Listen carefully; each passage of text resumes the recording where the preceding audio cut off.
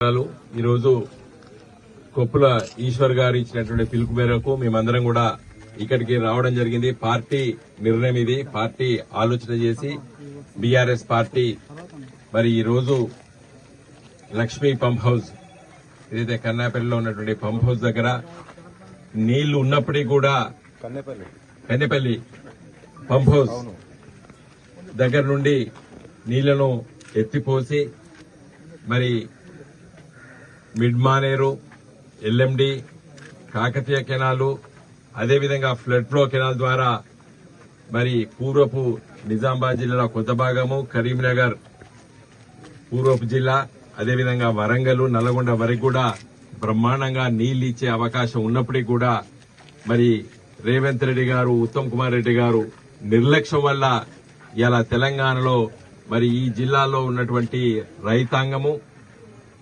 వరి నాట్లు వేసుకోవడానికే భయపడుతున్నారు. వరి నాట్లు వేయాలంటే మరి నారు ఇప్పటికే ముదిరిపోయింది. పోయిన వారం 2-3 వర్షాలు పడడం వల్ల కొంతమంది రైతులు సాహసం చేసి నాట్లు వేసిండ్రు.